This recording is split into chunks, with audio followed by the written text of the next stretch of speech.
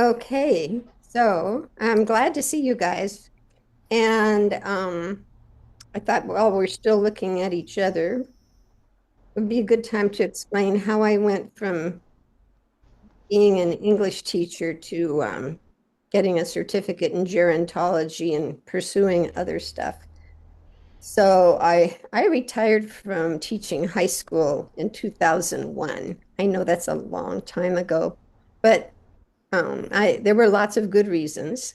And immediately afterwards, I was wondering what to do with my time. And a good friend of mine was the president of what was then called Prime Timers, which was learning in retirement taught by peer leaders. And he said, what fun it was. So I signed up for a number of classes with that. And after a few years, I was serving my 2 years as president, and I had to write a monthly column for the newsletter.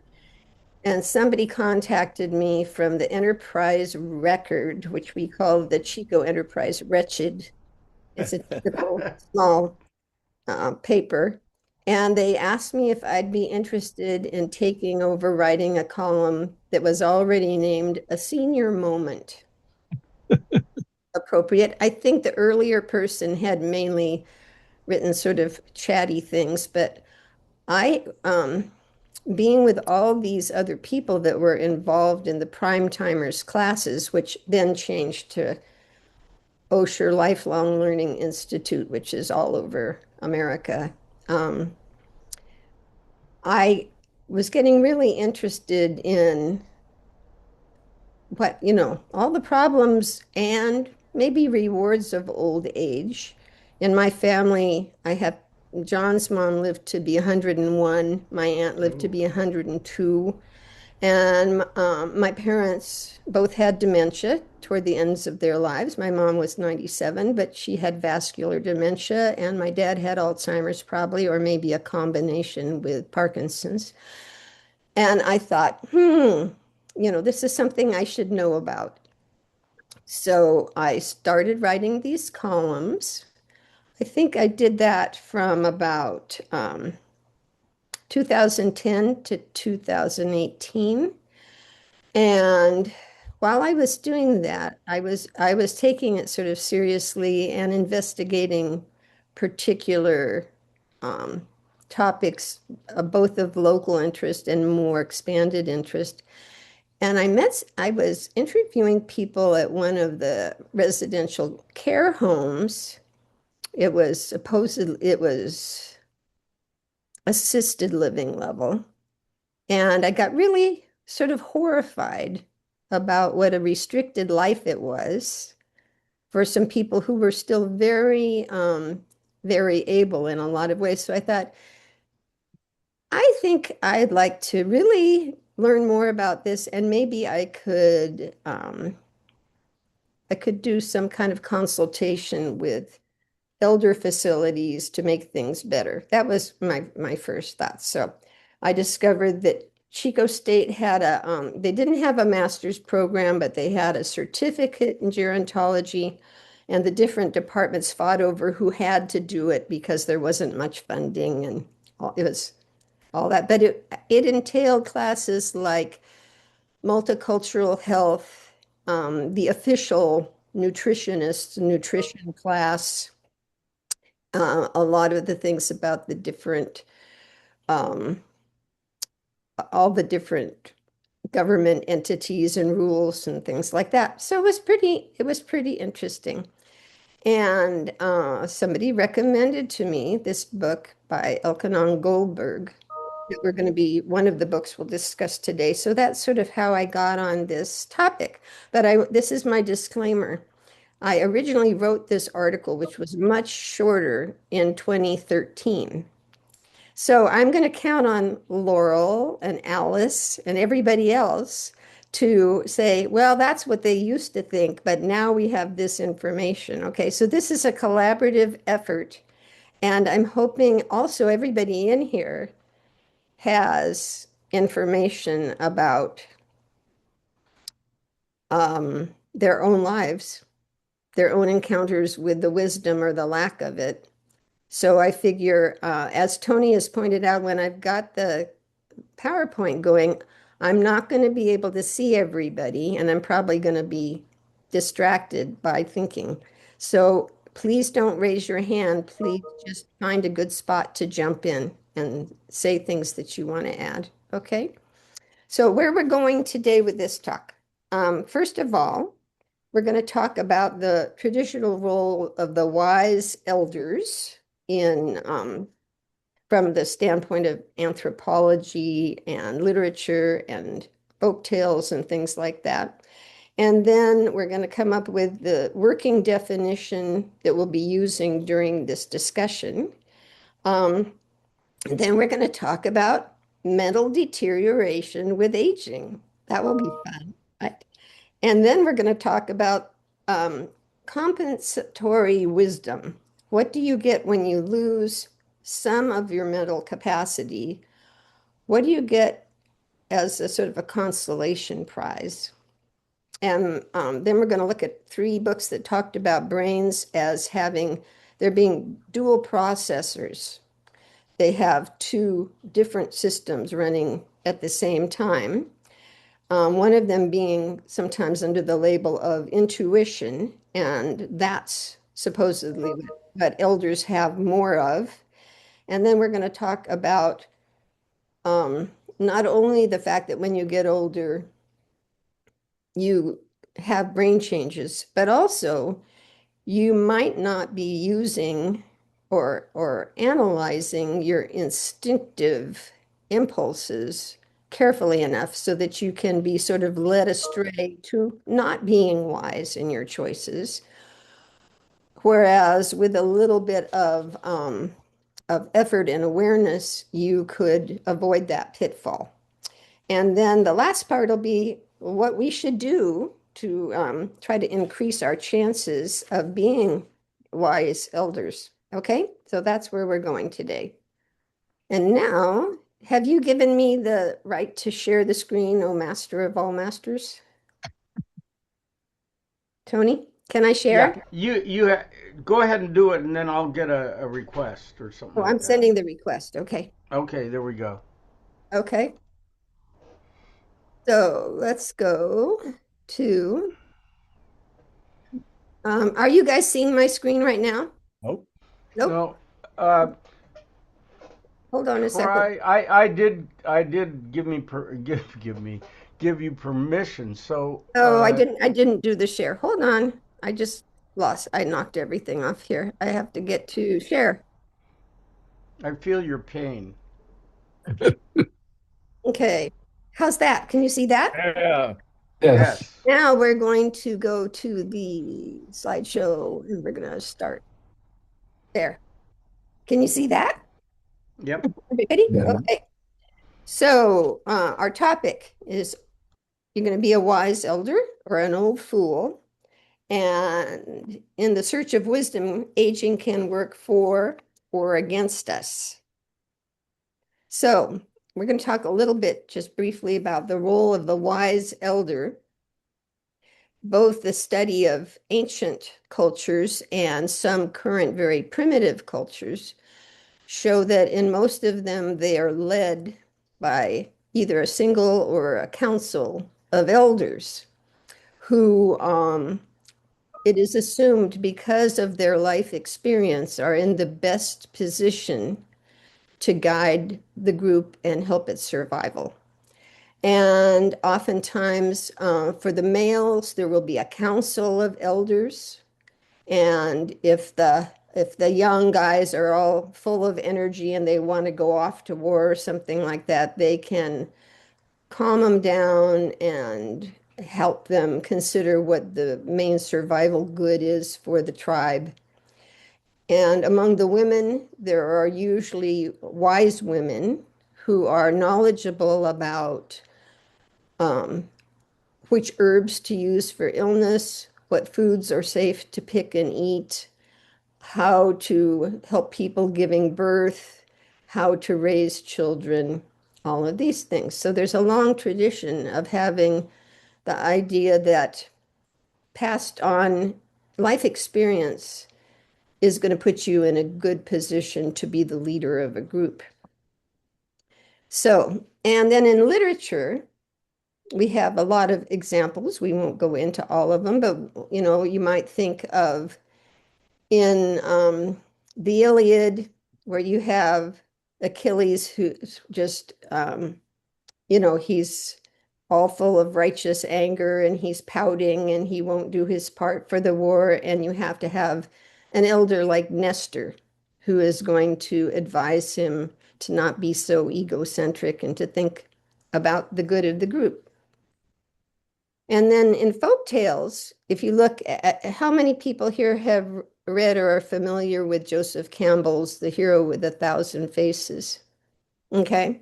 So usually in a lot of folk tales, you have a hero who's going to be a young person and they have something, they have a quest. They have something they're going to have to find out.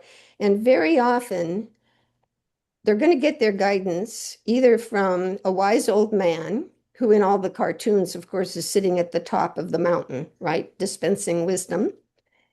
Or they're going to get information from an old crone who is usually somebody in disguise who is perhaps sitting at the crossroads or at least by the side of the road, looking sort of unassuming, but she has the information to give the hero about how he's going to set himself on the right path and be able to achieve his goal. So those are a few things. So the wisdom is the hallmark of age because it results from, this is our definition of wisdom, okay? You've got to have an accumulation of life experiences. It's continued growth in intellectual, social, and moral development, which leads to greater satisfaction and well-being and benefits others and society as a whole. So those are sort of the major things we want to keep in mind when we're considering what it takes to be wise and what the end result is, that you're not just doing it for your own satisfaction, but somehow you're going to use the wisdom to pass on to younger generations and benefit society. Okay. Leslie, Yeah. Leslie, uh, are you going to address the issue of, see, in the societies you've just described, the roles of men and women were pretty circumscribed relative to what we have today. In other words, a man is going to know about warfare and hunting, and a Hmm. woman is going to know about, I don't know, gathering herbs and cooking or something like that. A woman is probably not going to have to know about, you know, manufacturing. I mean, a woman today or a man today could have any kind of job that um, is not reflected in a primitive society where the jobs were more restricted to, you know, hunting and so. Are you going to address the difference between a primitive society where the skills were of old age were an accumulation, but along a clear path, whereas in a modern society the skills could be in just a huge amount of different pursuits? Well, I think you just made that point for me, so I don't need Oh. to. Thank you. So, but I think it doesn't really, for our discussion, it won't matter too much.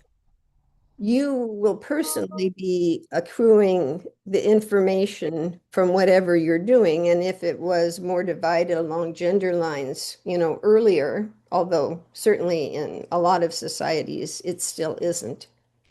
I mean, I had Saudi Arabian students and it was different. So, but I think you made a good point, but it won't really matter for what we're talking about because if we're in our current society, the wisdom you're going to get if you're a woman, you will be passing, if you're a traditionalist and you're, learning all about cooking and raising children, you could pass that down to your peer group. And if you're executive of a company, you could pass that down to that peer group. That makes sense? Okay, so let's take a look at Cicero. He said a sort of a typical attitude, there's assuredly nothing dearer to a man than wisdom, and though age takes away all else, it undoubtedly brings us that.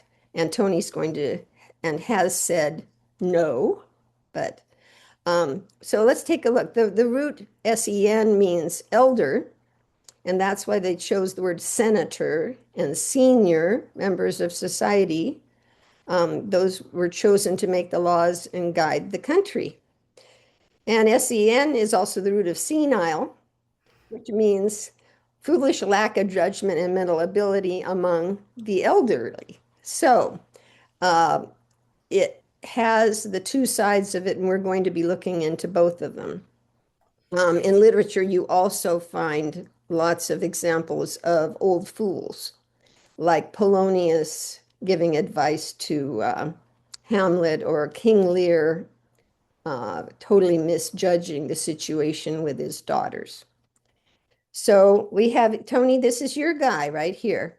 The older I grow, the more I distrust the familiar doctrine that age brings wisdom. Okay, so H.L. Mencken said that, and that's another point of view. Okay, let's talk just for a second about the difference between Eastern and Western attitudes toward aging. How many of you guys have been to any Eastern culture and noticed the treatment of elders? Anybody want to say anything about that? Okay, well, I took my granddaughter to Japan. We were only there for a few weeks. I'm being fully aware that elders have been traditionally revered, although I happen to know a great folk tale. I'm really interested in folk tales. It indicates that in economic times of stress, it wasn't always that way, because the story is about a man who puts grandpa in a basket, and his little son is coming with him to take him up to the top of the hill and dump him over because times are tough and there's not enough rice to go along. And the little boy, when they get to the top, says, "Well, can I have the basket?" And the father says, "Why do you need the basket?" And he says, "Well, I'm saving it for when you're old." I like that story. So, but generally speaking, what I was noticing that things might be changing a little bit. I didn't see very many older people out and about. And while they had a lot of things for visual handicap people, those little dots and everything everywhere, they didn't have any accommodations for wheelchairs or walkers or anything like that. So I think perhaps if more women enter the workforce and they're not able to stay home and take care of their parents-in-law, whatever, that might be something that can happen. But generally speaking, we think of the Eastern cultures before they get westernized, we hope, as being more having more reverence toward the wisdom of their elders. In the West, our cultural attitude is a lot of the times it's pretty different, because we're based so much on new knowledge, technology, things like that. Older people, I think, are tend to be portrayed as being out of it. They don't know what's going on. They're not up to what the cultural norms are, and or especially the technology. So I think that that's a major difference. And let's see, I want to, Leslie, yeah. just this is Brian. I was in Japan recently, and this is not a scientific observation at all. But one thing I ran into is they're developing robot companions for the elderly. Yes. And Oh, I know that also may be true here in the US. I don't know if that's respect for age or a dismissal of I saw a functioning robot, actually. It wasn't a companion, but it was in the lobby of a hotel. And it was totally talking and nodding and offering you things and all of that. They also have robot pets now in this country that are very popular to give to your elder so that they can have something to pet and talk to, um, but you won't have to feed it or clean up or take it to the vet. So, Well, I held a robot baby in a oh, department store in Japan that would coo at you and respond to your voice and wiggle, and its eyes would open and close, and it was very comfortingly creepy. yeah. Well, I don't think we should dismiss all of that. When my mom was 97 and was really failing, one of her caregivers realized there was a stack of stuffed animals for the great grandkids in the living room. And she went and got the softest, fluffiest doggy and put it in mom's arms, and it gave her a great deal of comfort. So I think that's a good point. Okay, so what I was going to say is all those things that are the fears of the Western culture about older people not being able to keep up the are true in some ways because the brain generally does deteriorate with age. Laurel did a really masterful job talking to us about the Alzheimer plaques and tangles.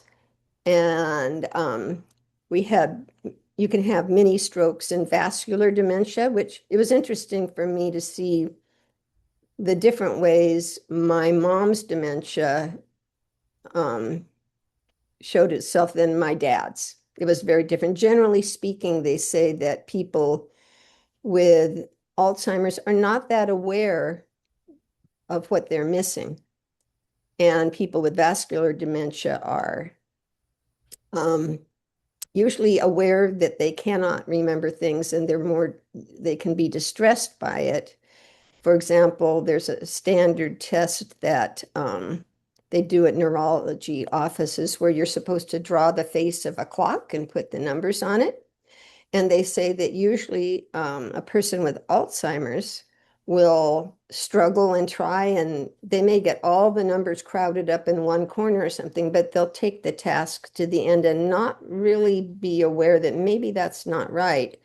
Whereas people who have vascular dementia might start it, realize they can't do it right, and just say they're not going to do it. Okay, the other thing is you have normal shrinkage of myelin, and this is sort of the protection of the nerve endings, and the chemicals that act as the neurotransmitters decrease. So we're dopamine, acetylcholine, serotonin, and norepinephrine tend to decrease as we get older. And so how does that affect us? Well, we have slower retrieval of information and thinking. I had a friend who quipped that he had photographic memory, but not same day service.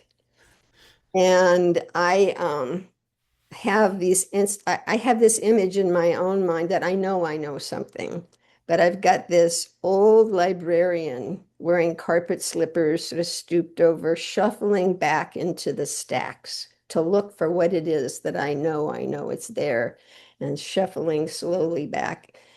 And then you have problems with sustaining attention. Can anybody relate to this? I know, I think I mentioned before I'm that, sorry, what were you talking about? yeah, exactly. I mean, we all do the thing where we go to get something, we get to the room we think we were going to, and why did I come here? Right? Everybody do that? Okay. And also, I have to be aware now, as I mentioned before, I shouldn't leave the room if I'm cooking anything. I shouldn't go do something else. I will end up, especially if I go out back, I'll say, oh, I need to pull that weed. I need to do this. I totally forget that I'm cooking. So there are situations like that. And we have less ability to hold on to information or to multitask. And Tony, I think your example earlier that you have words and music to a song and they're in different parts of the brain. And therefore, if you're singing a song, you're multitasking. I don't think that's the kind of multitasking we're talking about here. I think we're talking about, as I said, you could be listening to the lecture and playing a game on your computer, two really different things like that. And that, as I said before, the studies have shown that people who are young and think they multitask well are not actually multitasking as well as they think there are. And then this one of my favorites, problems with finding words, including names. So, how many people have trouble with coming up with the right word or coming up with the right name for somebody that you know? Okay. So Leslie, I think I mentioned that in my talk, that that's one of the very earliest things that people report about themselves, but observers don't necessarily pick up. Well, And yeah, I think for me is I I may be speaking to somebody. I could be speaking to you now. And I'm coming along in my sentence, and I know there's this word coming up that I want to use. It's not there yet. So I am racing against time to get the word in my brain before my mouth has to say it. And also, I've had a lot of instances where Chico's a pretty small town downtown. You go walking around and you'll see somebody coming down the sidewalk towards you, and you say, ah, I know that person. Why do I know that person? I got to get their name. They know that I know them. And I start going through the alphabet in my mind and all this stuff to see if I can jog my memory. So I think that that's very common. With my dad and his Alzheimer's, he got to the point where he had categories of words of sort of related, like institutions, schools, hospitals, libraries, all of those things were in the same category. And one time when I was in the hospital with him for a long time, he thought he was in a library, if that makes sense. But I think in his mind, it was institutional. And another time, the microwave broke down in the kitchen, and my dad, being a former engineer, goes out and looks up at the Mount Wilson microwave towers and says, nope, they're working fine. So, it's just sort of strange the way brains work. Okay, so if we have to acknowledge some of us will have fewer of these deficits and some of us will have more. But with the deficits, how can you expect to become wiser? Okay. So the first thing that I came across was, this is from two studies that were reported in an article in the Sacramento Bee, about as we lose our dopamine levels, okay, the chemicals that cause lust and attraction of youth are also shutting down the prefrontal cortex of the brain, which controls rational behavior. And Tony, that's what I was talking about. You were mentioning about how young people, they're very wise in a lot of ways. I think that they might be very smart in a lot of ways. They might have a lot of knowledge. They might pick up technology very quickly and all that, but um, they can have trouble making good judgments early on before they have a lot of experience. And I think that in terms of falling in love or lust or attraction at any age, it can probably, love is blind, it can mess with irrational behavior. But supposedly with seniors, they have less dopamine, so their prefrontal cortex is not shutting down as much. So they can, as Wordsworth said, they can recollect emotion in tranquility. That was a line from his introduction to romantic poetry, I think. And they are supposed to be able to be able to still have clear-sighted reasoning, which would mean that they would have a better chance of solving a problem, and that would be in wisdom. But Um, not, yeah. well, one of the problems we're going to have through this whole thing is the definitions of words. I don't think I would call teenagers wise. I would just say that they are often very attuned or alert to signals that you and I might dismiss or not or ignore. And if that's the wisdom of youth, then it's the wisdom of youth. And then as we get older, I'm not sure about the dopamine thing. I'm sure that's medically correct, but I find myself as angry about Donald Trump as I've ever been in my life. And so my emotions are actually running pretty high. That's very Uh, wise, Tony. Yes. and so all I mean to point out is that the definitions of these words are pretty slippery. Well, no, I When think they're different though, because what you were just talking about, being able to pick up signals, is what we refer to as instinct. It's I mean, and that's the problem for people who have we're not supposed to say Alzheimer's anymore, but I think people understand that more than high on the spectrum. Uh, that they have a harder time picking up facial knowing what's going on by instinctively looking at situations. And that will probably increase as they get older. I think that's a good point. Okay, so let's talk about that. Was one quick explanation that it can't be that simple. There's got to be more to it.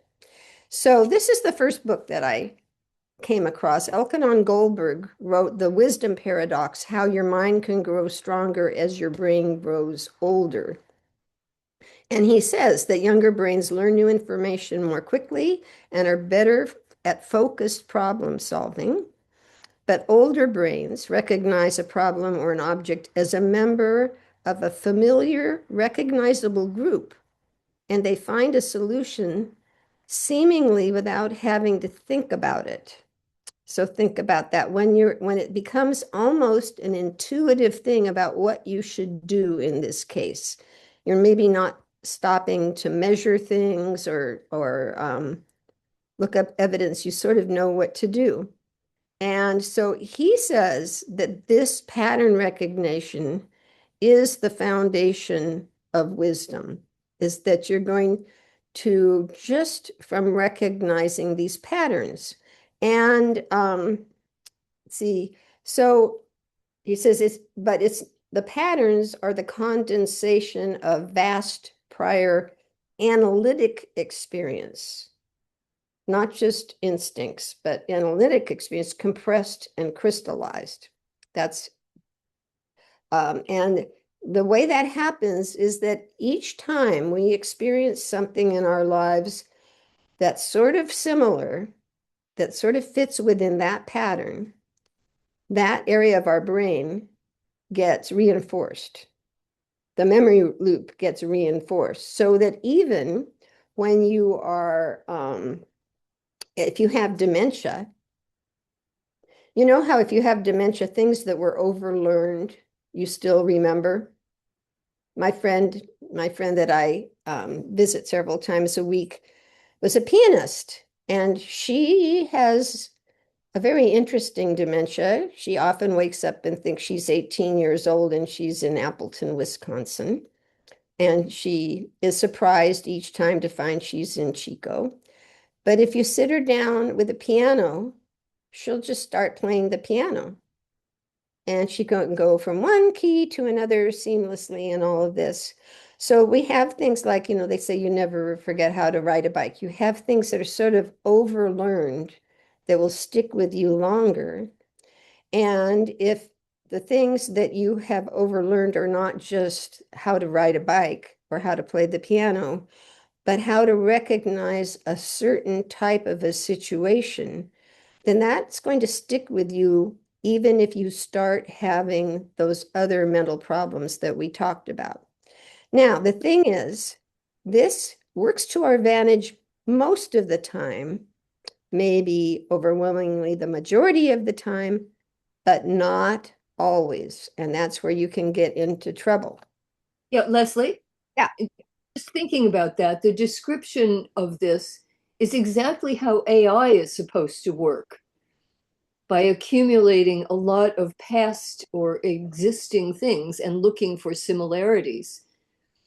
And that can be a trap as well for Right. AI. And it's something that I'm wondering if this is part of sometimes the rigidity of old age. I guess you're probably going there, but I am going there, but thank you for mentioning that. And it's really interesting to think about AI that way. Leslie. Yes. Yeah, my mom had Alzheimer's for like 10 years before she died. And she rode horses and did shows and stuff when she was a teenager. And my dad arranged to have her ride after a number of years with Alzheimer's. And it was a big comfort to her. She could get on, she knew exactly what she was doing. And even though she was pretty far gone in other ways, and she could ride the horse. And it was a comforting thing for her. That's really neat.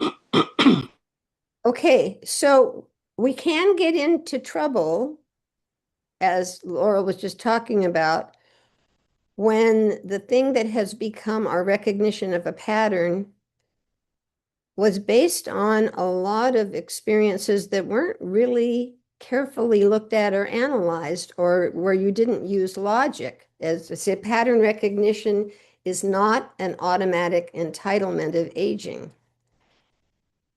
It only works if you have had the years of careful application of logic and reason to certain situations. So we know people who made poor judgments all their lives because they didn't stop to think about things very much, and they just go with the flow. And guess what? When they get older, they do exactly the same thing. It's not going to work. I liked this quote from William James, who said, "Could the youth but realize how soon they will become mere walking bundles of habits, they would give more heed to their conduct while in their plastic state." So the child is the father of the man, as Wordsworth also said, and your mental behaviors when you're younger are going to set the framework for the habits of thought that you have when you're older. So, as I said, if your habit has been to defer to unexamined instinct, then the pattern that you recognize is going to be filled with logical errors.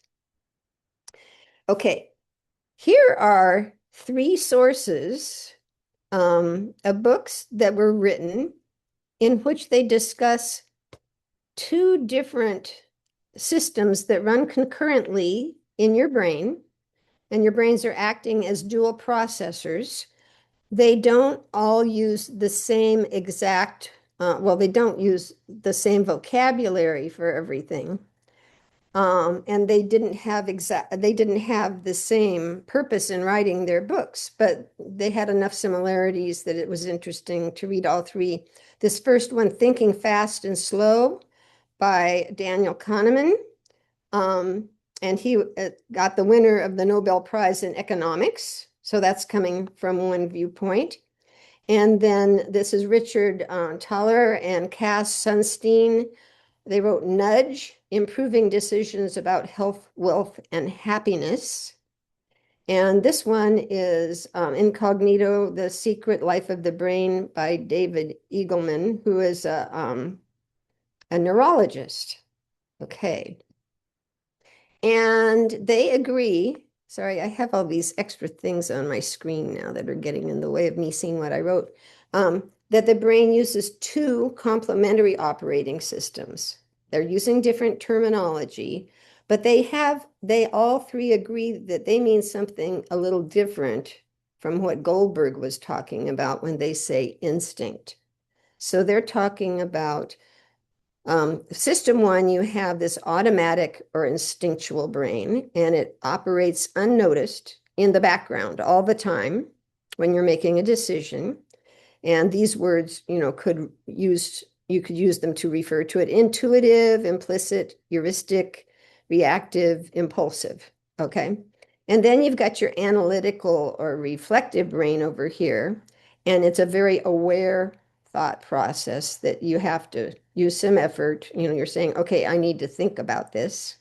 So they would use the terms cognitive, systemic, explicit, rule-based, reflective, and purposeful. You've got a reason you're thinking about something.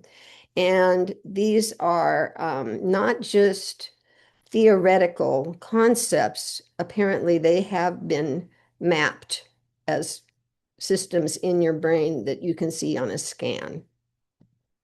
Okay, so as Goldberg said, most of the time your instinctive thinking is wise. I mean, it's sort of like your primitive brain reacting to facial emotions or unusual events, and you see something and you say, maybe I'm going to run away. Well, there's a good reason. There's a bear. Okay, so you're going to run away. Except for my sister, whom I should mention, just had an encounter with a bear 4 feet away from her and said, "Oh, hi." So anyway, it provides appropriate reactions most of the time. Okay.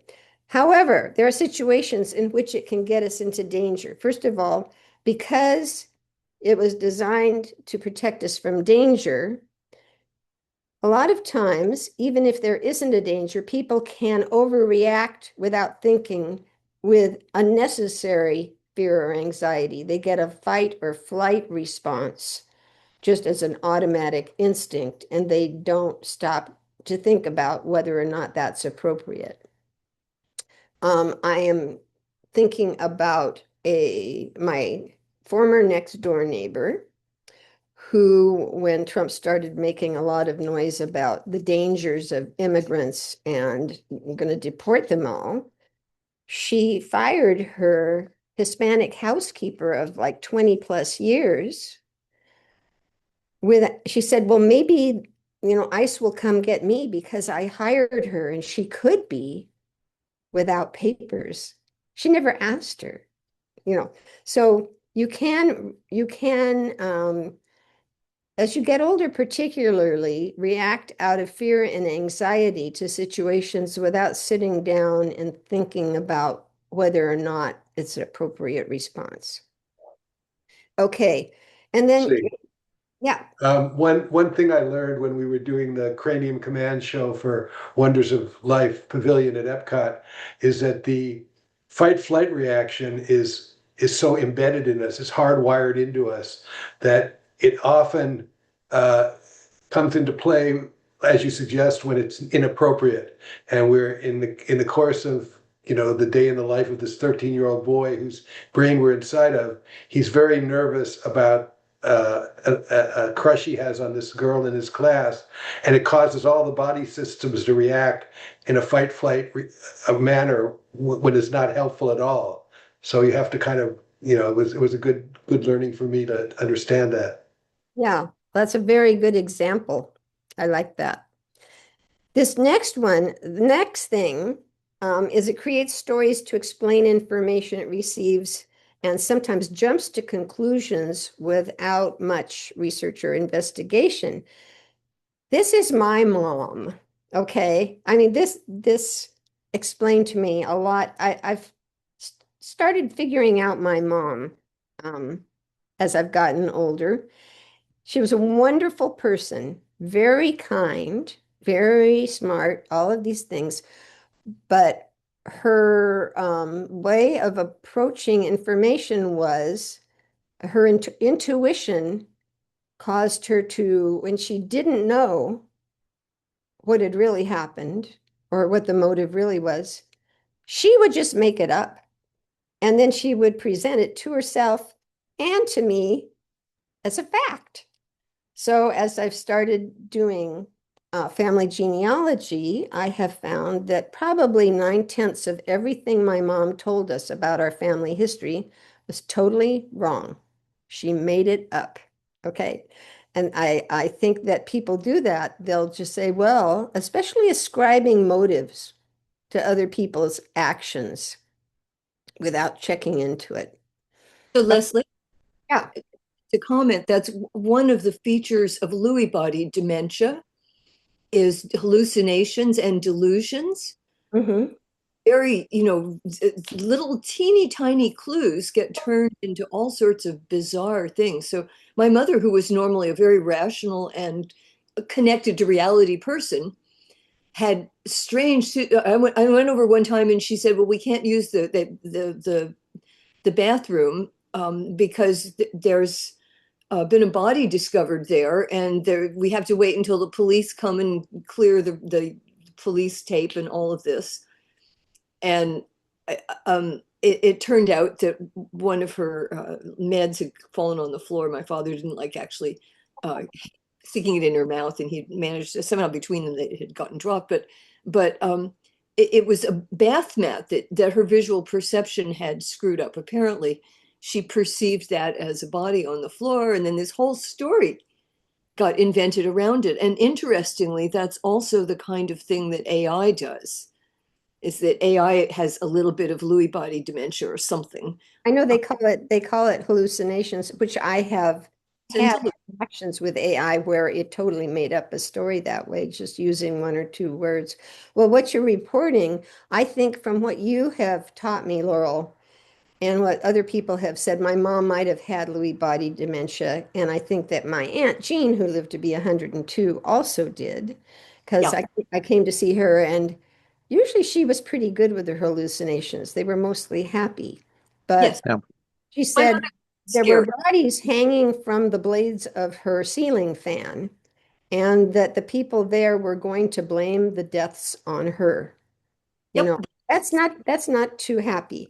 And my Yeah. mom, on the other hand, said the next door neighbor had been her next door neighbor forever, and they were sort of frenemies, if you know what I mean.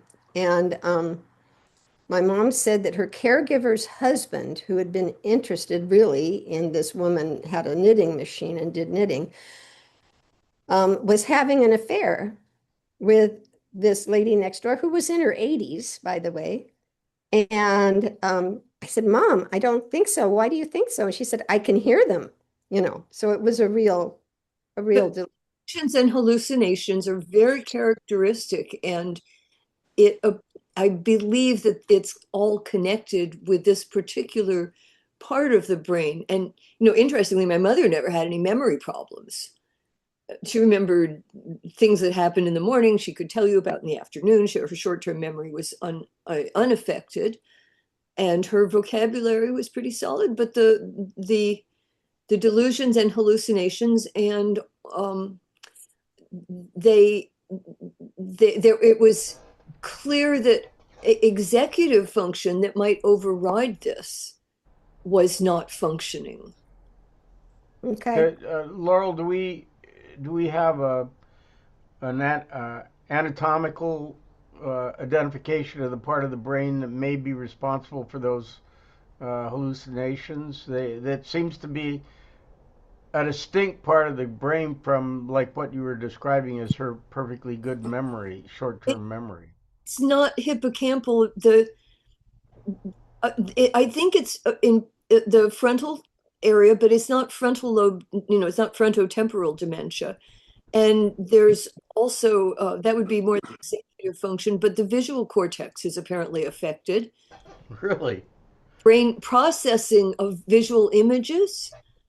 So one of the tests the neurologists did was to have her look at a picture, and her visual perception, she didn't have any visual defect in that she could see the pieces of it, but the way her vision interpreted it, there were some parallel lines of something, I don't remember what it was, but that was part of a structure in the picture, but she interpreted them as rain. So her processing of visual images, and I believe that processing part also affected the hallucinations. And Leslie, that would be something like your mom's and your aunt's hallucinations, where they saw people present. So a lot of times people will with Lewy body will report seeing, you know, children there or animals, Mm, and it may be that they're seeing a pillow, a cushion or something, or some chair, and just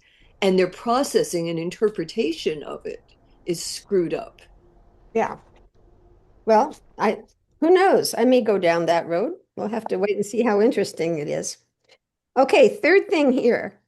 Um, it has a very egocentric view, and it creates really strong attachments to money and material objects and people, and even tribal attachments to teams, religious and political and ethnic groups that it's reluctant to let go of. So this is one we could probably, I'm sure a lot of you have some experience with. I mean, first of all, this attachment to material objects might be the basis of some hoarding, where the thing represents the whole body of experience of a certain thing. And so you just don't want to let go of that object.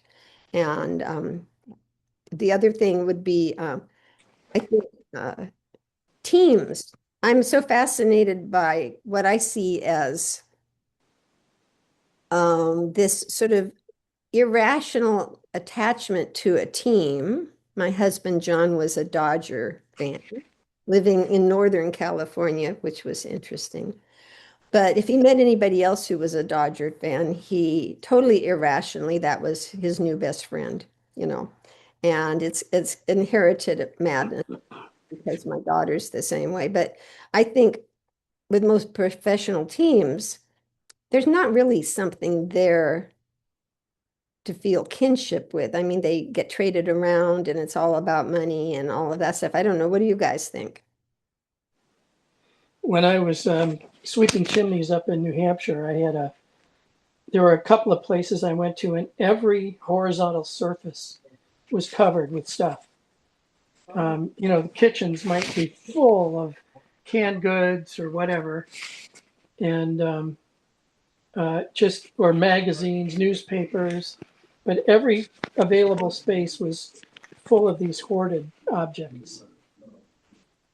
Yeah, my neighbors across the creek had a real family inheritance of, I would consider some mental problems, and they were hoarders to the extent they never, in 75 years, they never had any trash collection. They had old cars that were filled to the brim with old newspapers, because you never knew when you might have to read that newspaper from 70 years ago. And they had, when the son, remember Y2K? He was sure there were going to be real food shortages. He filled the entire living room with these, I think they were 5-gallon white tubs of rice and beans. It took him about 15 years, I think, to go through that stuff. But I just mean, you can get really, part of it can be fear, but you can also have attachments to people that are not warranted, you know, just because you've known them for a long time. Or I know people who are very nice people. Okay. We'll talk about this more. I can say this safely here, but they're Republicans. You know what I mean? Their attachments are all within the group that thinks the same way they are, especially their church members, things like that. And they really, it's sort of like the primitive tribes, where if you were a member of us, you were called the people. The language name for your group is, you know, we're the people. If you're not, you get a whole different level of behavior. We can torture you. We can kidnap you.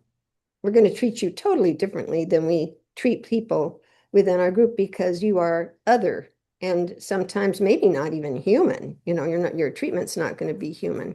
So I know people who are really, really kind and nice people within their group, but outside of their group, they have a lot of suspicion and fear. Okay. See, Yes. I think the attachment to, as a lifelong Detroit Tiger and a Detroit team fan. I think some of that goes back to when in your lifetime you started this attachment. Because I grew up in Grand Rapids, Michigan, and when I was growing up, we rooted for all the Detroit teams, regardless of the season. And I think that imprinted a deep attachment that has persisted through my entire life. So I think it's a lot of that. I think if you find people who are deeply attached to a sports team, you will find that they started that attachment at a pretty young age. I think that's a really good point. And from the cases I'm thinking about, I know of, I think it's true. Okay, so anyway, what are you going to do if you know you could be having some of these patterns that you have learned that are not going to work in your best interest? So what it takes is you've got to have an interaction of both system 1 and system 2, the instinctual and the analytic functions of the brain working together to achieve wisdom.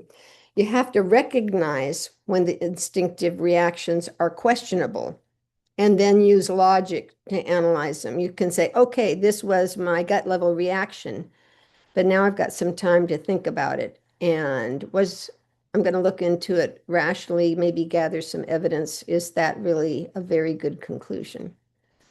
And this next section is going to be a sort of a different topic. We've got about 5 minutes left. What I'm figuring is this is going to go on longer than an hour, and I'm really glad that people are participating. I am thinking we could next Tuesday, I will not be able to be here, and perhaps people can, if there isn't a volunteer to give another program, people can chat, and then I'd like to continue this topic, but I'm wondering if we stop the share for now. If there's everybody. Now I can see everybody again. I'm going to put this on gallery view. Okay. So does anybody have anything that they heard about? Alice, I'm interested if you, with your study of psychology, if any of these things brought to mind things that you'd want to add. You're still muted, Alice. Everybody can unmute because we're going to just talk to each other. Okay. Now, I can't think of anything. It's very interesting what you're saying. anybody else have some things that are ringing a bell or that you think contradict what Well, we're talking about? I heard a I've story. got something. Go ahead, sorry, Otis. Okay, so I was out of town for a week, and I came back, and my wife told me that she has had a terrible problem when she was gone. That somebody had attacked her and online and had erased all the pictures on her phone and had removed all the appointments on her calendar. And because of this, she missed a medical appointment she was not supposed to miss. And some research revealed it was simply a spam text message that told her this was going to happen. And I think because she has unfortunately responded to a couple of phishing phone calls, that she's gotten on a list of people that are expected to be more gullible to this kind of thing. And so it causes somewhat frequent disruption in our household. We are going to be talking about why seniors are so often targeted with success for different kinds of phishing and spam things. I have a friend who's turning 95 who he's on the list. He's on the list. The list. I've told her she should just change her phone number. Yeah, well, he even got one of the grandparent calls, and they used AI to use his grandson's actual voice. And Wow. yeah. So, but you're right. We can be set up because we're set up to be afraid of certain things happening. If somebody scares you enough and catches you off guard, you're really liable to get to not make the phone call to somebody and say, "Hey, are you okay?" They said you're in jail. But anyway, So Leslie, we'll talk about that more. Yeah.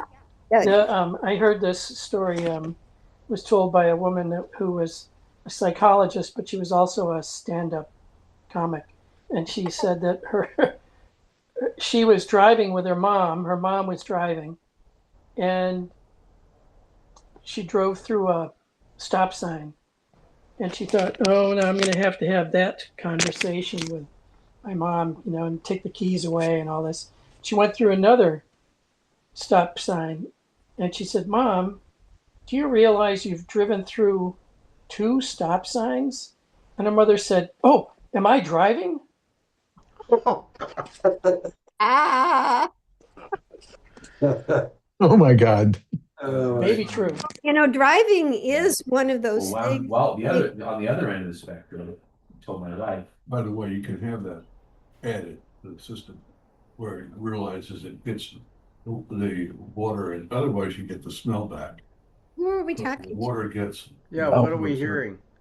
We weren't hearing anything, but I have to take off for my swimming lesson, but I'm glad you're stopping here and Okay. picking up again. So Yeah, we will pick it up again next Thursday for this, but I'm Yeah. assuming we're going to meet on Tuesday. Is that right, Tony? I have one comment too. Yes. When Laurel mentioned AI, I thought about a book that I have just recently read by Jacob Ward called The Loop. And I noticed that you had mentioned the loop in your presentation also. And he also quotes, he looks at social psychology work, including the work of Kahneman and some of the people you mentioned. And they're talking about this loop of feedback where AI or social media feeds us the things that we have told it we are interested in and gives us more of it. And that loop, Ward argues, is really at the foundation of the addictive quality of social media, and one that is exploited by businesses and advertisers and so on. So I highly recommend this book. It gave me a very interesting perspective on this subject, and I think the AI connection to the things you're talking about is really very well made in this book. Barry, title, Barry, Barry? isn't that, yeah, she wanted to know the title. I want to know the Yeah. title. It's The Loop. It's The Loop, Loop, by Jacob But- Ward. Jacob He's Isn't it, Jacob Ward. Isn't Yeah, it he's a science journalist, and Isn't it- but he. Go ahead. isn't it completely obvious that that is exactly what the algorithm, nobody's making any secret of the fact that the algorithm is just going to feed you more of the stuff you like. What is new about this insight? No, Well, it's he- actually what's new about it is he grounds it in social science research and experimentation, and he argues that there's already a loop even before you get AI involved, of how we think we know things, or we think we are making a objective decision about something, but in fact it's not. Our decision making is not as objective as we think it is. And then he goes on to point out how advertisers and other people, even before AI, learn to exploit these kinds of realities of how the brain really works. But it's not that it's not obvious. It's just that he puts it all together in a very interesting way, very compelling way. I think that what you're saying, Barry, is the logical extension this talk would go to, after where it's actually sort of going to end, because artificial intelligence is, after all, trying to mimic intelligence, and it's using the same things, and it's the update of what we're talking, the information that I got in 2013. This is the lodge. So I hope there are people who know a lot about artificial intelligence who might be able to carry on with some of what they could tie the ideas into this. Yeah, Cool. one of the things that is a parallel that's kind of worrisome is that we're capable of tricking ourselves, but so is AI. Yeah. Right. And its internal programming and logic is capable of latching onto something and of reinforcing it as part of its internal logic. That is, it's capable of actually deciding deliberately in its programming or whatever to do things that it shouldn't. But just as a side comment on driving, my dad was still driving, and reasonably competently, in his early 90s. But I was a little worried about this, and we had that was when he claimed he was really only late middle age, but he said he would quit when he got elderly. I actually sat down with him, and this was very helpful. I got out the AAA guideline for how to decide when you should stop driving, and said, I want you to read this and recognize that if you have an accident, it doesn't matter whether it's your fault or not. Someone's going to look at you and say, oh, you're 93 years old. So I would like you to come to tell me what your criteria are, and you sort of force him to lay out his criteria. And he actually did it. And then within a year or so, he stopped, and grudgingly, but he agreed that he, so it was interesting to me that it even had this very emotional attachment to driving that I think goes back to the earliest years. It was a big part of his youth, as most people. He actually got his driver's license because his dad, who was unemployed during that particular part of the Depression, was subsidizing or supporting the family by making moonshine in the attic, and bribed the local driving office person with some of the finest moonshine to give an extra exam so that my dad could take it on a Saturday when he wasn't working. But at any rate, so my dad was very attached to driving for various reasons, but he was capable also of thinking logically and wisely. But I think I got the test from my insurance company. Okay, if you take this test, you pass it, we're going to give you a discount. So I said, okay, I'll do that. And I took it, and I went, man, if I couldn't pass this test, I shouldn't leave the house. It was the stuff was so obvious and easy on the test. And I refused to take it again. I said, just charge me the extra money. This is the dumbest test. I mean, I can't believe there are people that that are driving that can't pass this test, because they also couldn't. They're also voting apparently, and trying to obey the law and feeding themselves. Unbelievable. So the bar is very low. That's all I'm saying. Well, but what you're talking about, what you were both talking about was, I think, first of all, it's an overlearned activity. Most of us started driving when we were about 16, right? And I find for myself, I'm driving with system one, instinctive, intuitive brain when I'm driving most of the time, especially if I'm listening to a book on tape on a long drive. I sort of wake up, look around me and say, oh my gosh, I'm in Coalinga, But I think you can drive, you're fairly old, sort of intuitively. And haven't we all been driving and said, where am I going? It's sort of like, why am I in this room? What was I looking for? No, I haven't ever done that. Oh my God, where am I? I drive around Chico, and I'll get to a intersection. I'll say, wait a minute, where am I going? Am I going to go see this person, or am I going here? I've gone to the next room and thought that.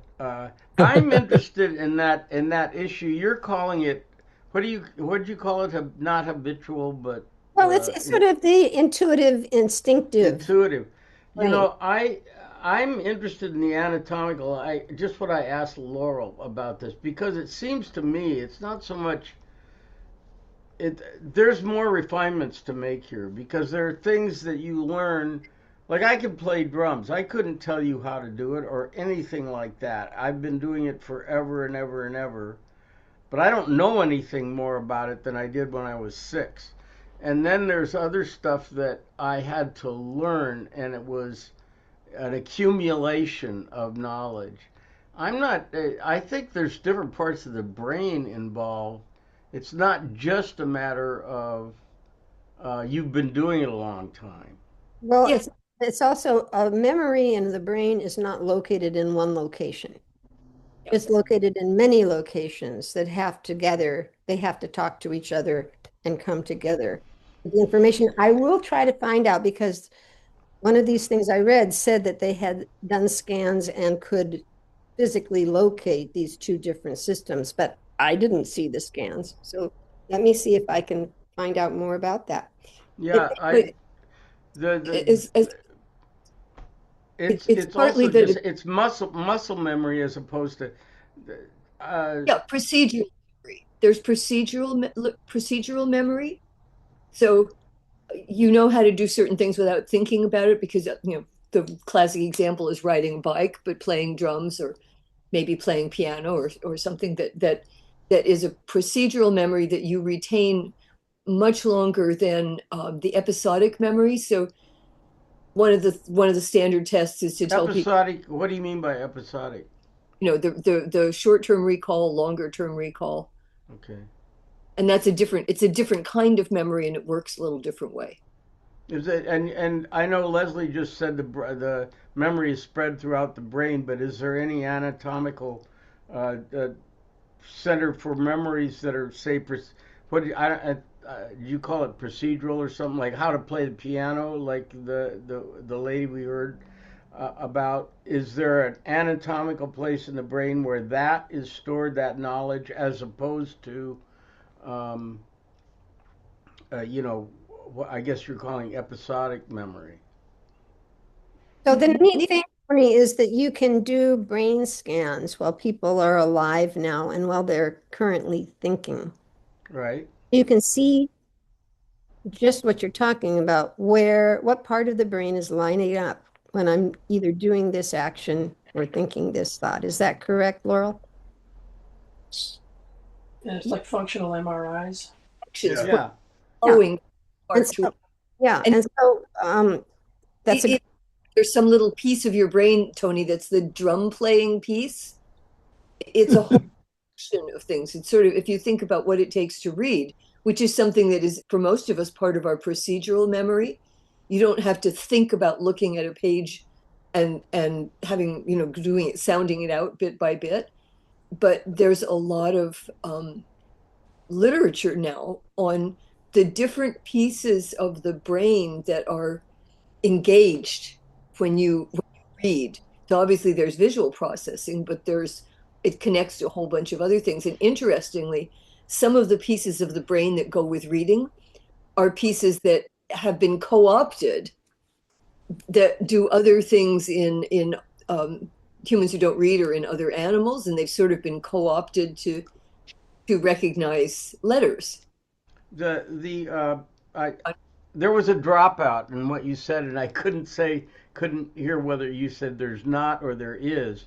But like No, there's reading is very complicated because you're already into the realm of symbolizing. But I mean, a bow and arrow, playing the piano, playing the drums, using a hatchet. Those are things that are. Are you saying that these are also spread throughout the brain, or there are significant areas that we can recognize where those kind of skills are stored? There are pieces that multiple pieces have to come into play. So there will be pieces that don't come into play for playing the drums that might come into play for reading, say. Well, reading, like I said, let's not even think about that. That's a language skill.